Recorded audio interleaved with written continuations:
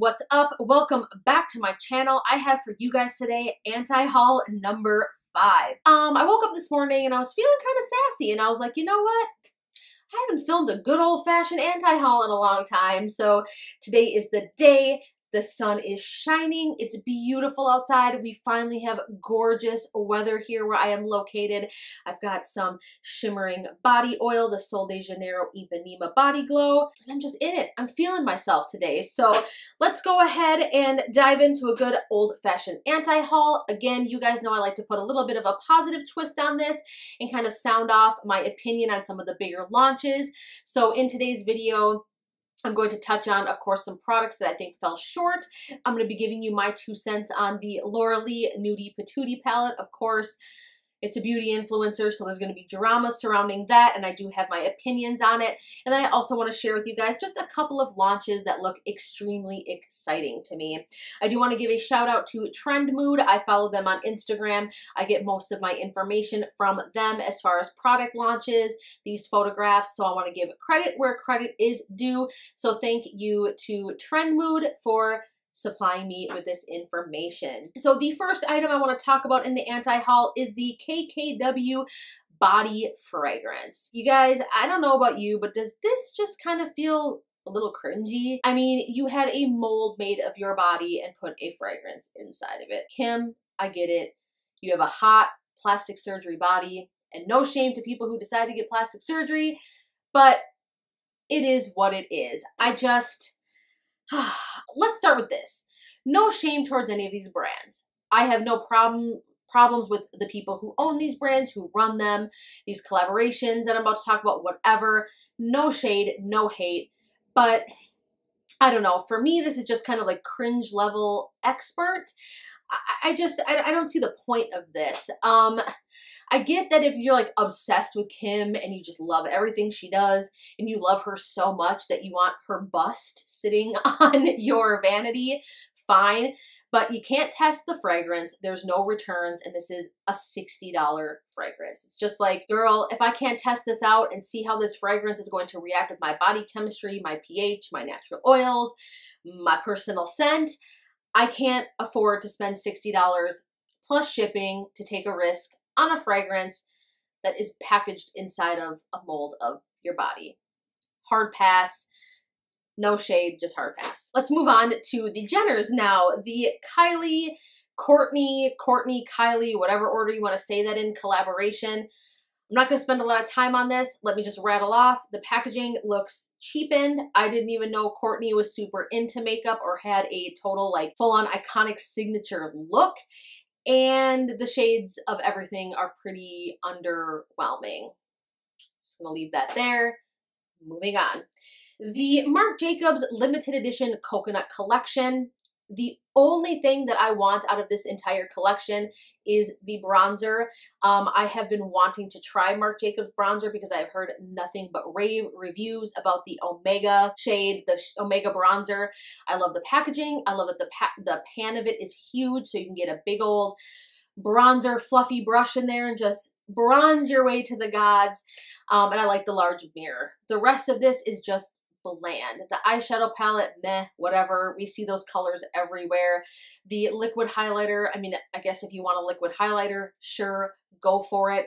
I just feel like the palette could have just had like something special added to it since it's limited edition, like a really frosty white highlight shade in there. You know, because like the inside of a coconut is so crisp and white.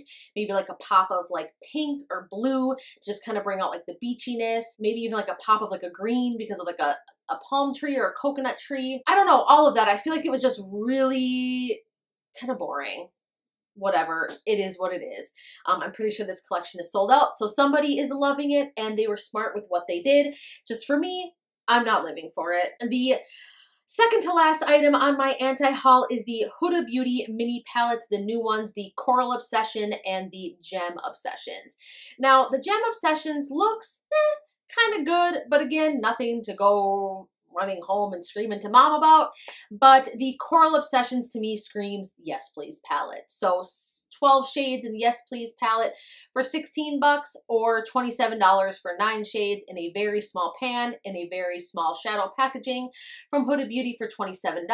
That's all I'm gonna say. It just, I don't know. I just really wish that there was some more creativity. I know it's easier said than done because I'm not in the boardroom. I'm not making these decisions. I'm not creating these palettes, and I guarantee everything has really been done before. I don't know. It just looks so much like the Yes Please palette, you guys. It's like almost identical to me. The Coral Obsessions and the Yes Please palette. These two would be a hard pass. All right, let's talk about LauraLee's Nudie Patootie. Here's my deal with this. LauraLee is extremely successful. She works hard. She deserves her success. She spends a lot of time on her channel, is good at makeup, and I applaud her for creating her own company and being, what do they call that? A boss bitch, whatever. But I think that this palette for me, here's what doesn't resonate, and here's why I wouldn't purchase it. When I watched her launch video, she said, I always knew that I would launch the most bomb.com nude palette. You guys know that I try to be, and I think this was, I don't want to say quote directly, but this is kind of in the realm, a verbiage of how she described this, that she tries to be a good influencer and a good beauty guru, YouTuber, whatever, by being more colorful and wearing more colorful looks, but she is a nude girl, quote unquote, loosely quoted, at heart. And she knew that if she could create her own nude palette, that she would knock it out of the park. It would be awesome. Perfect. All right, so here's the deal. If you are a nude girl at heart and these are the shades that you love, why was this not part of your initial launch? Why was this not the first product you developed? First of all. Second of all, this is a far stretch from the packaging that you started out with. Why not just come out and say, hey, I heard you guys, you hated the packaging and it made no sense to you, so I switched it up to look more mature and more sleek. Maybe she did say something like that, but to me it's almost like, why, girl? Stay true to you. Like, if you like glitter and flowers together, just put a different spin on it. I get that you wanted to have something that meshed well with the theme of your palette. I totally understand that, but is this really you? And if this was the real you, then what was the packaging and the whole thing before? Maybe both are you. I don't know. I'm getting something conflicting here. This is why I think people have a hard time not expressing that they feel like these products are a cash grab.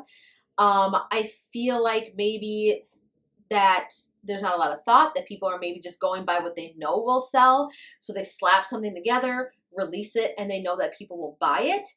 I can understand those thoughts. Now, I can genuinely say I don't think that LauraLee did that, but I don't know. I just having a hard time understanding why this wasn't the first palette that she came out with. My other beef with this is the fact that somehow this palette is the same price as the other palette. It now has a larger mirror and more shades. I don't understand it. Questionable. What? And then last but not least, the photos of this palette on the website have been edited and altered and look completely different than when she was swatching it and showing it on her channel. Why would you do that? I think the other complaint is that she advertises as working for multiple skin tones. Now, while there are a couple darker shades in there, to me, this is so clearly aimed at light to medium, medium to tan skin tones. Guess what? If that's what she wants to do, fine, whatever. But don't come out and say that this is for everybody when clearly a lot of the shades would really only totally mesh with lighter skin tones. The palette looks very muted. There are a lot of light borderline pastel shades. I just don't see how that's true. Last but not least, I feel like there's lacking a creativity in here. It's just lacking something. It's not quite there. I think in the future, I might entertain purchasing something from her line, but right now, to me, the LauraLee Nudie Patootie palette would be a hard pass. Again, no shame against LauraLee and her brand. I think it's awesome. I could only dream of one day having my own cosmetics line, so bravo, congrats to her. But taking that out of the equation and just reviewing and judging the palette offhand, first glance, these are my feelings. All right, you guys, so let's end this video on a positive note. A couple launches that I think are beautiful and look unique. First off, the Wet n Wild Flights of Fancy collection. This packaging is so unique, beautiful, stunning. It goes towards a good cause. A portion of the proceeds, if you purchase the collection, I believe, I don't know if it's from the individual pieces, but if you purchase the entire $34.99 collection, portions of those sales will be donated to the Los Angeles Audubon Society, which is the hummingbirds. I believe it's just the hummingbirds. I don't know if it's like a wildlife bird initiative, but I do know that it is definitely directly correlated with hummingbirds. So not only is this packaging beautiful, the lip glosses look stunning. They are priced right. I think that it goes towards a good cause. So if you want kind of a fresh spring, summer look, and you want to test out Wet n Wild or kind of get your feet wet, if you haven't tried out some of their makeup, do it. Their eyeshadow formulas are fantastic, and I've heard nothing but good things about Wet n Wild, especially their new formulas and packaging and everything. Check it out. The next one is this Cover Shot Pink Palm or Pink's Palms palette by Smashbox. This looks beautiful. It screams spring, summer, festival. The whole palette to me has that pop factor. Every single shade is like a pop of color. That mint pastel green, I feel like this palette is kind of riding on what we've all been asking for. It's beautiful. I really want to pick this up, especially since I haven't really had a chance to really try out Smashbox's eyeshadow formula. It's stunning. I can see myself purchasing this one. Last but not least, the Revlon Electric Shock Collection. Look at those jelly highlighters. Bitch, yes. I cannot wait to try it out. I have been on the hunt for an affordable jelly highlighter, and I think it'd be so cool. I'm hoping, fingers crossed, that Revlon knocks it out of the park with the formula, that it has somewhat decent ingredients, no parabens. I think these lipsticks, these lip glosses, I don't know if that yellow bright gold is a highlighter or a single shadow, but this looks so cool to me. I cannot wait to pick up and review these products. All right, you guys, let me know down below, as always, what you think of my thoughts on these products. Do you agree? Do you disagree? Sound off below. I love having discussions with you guys in the comments, and I definitely try to respond to everyone. So thank you if you do post a comment and you interact with my channel.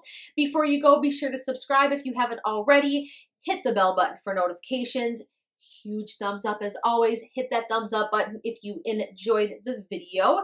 And of course, if you enjoy the content, share it with your friends and family. That helps me out so much. I want to thank you guys for tuning in and sitting down with me today, and I look forward to seeing you in my next video. Bye-bye.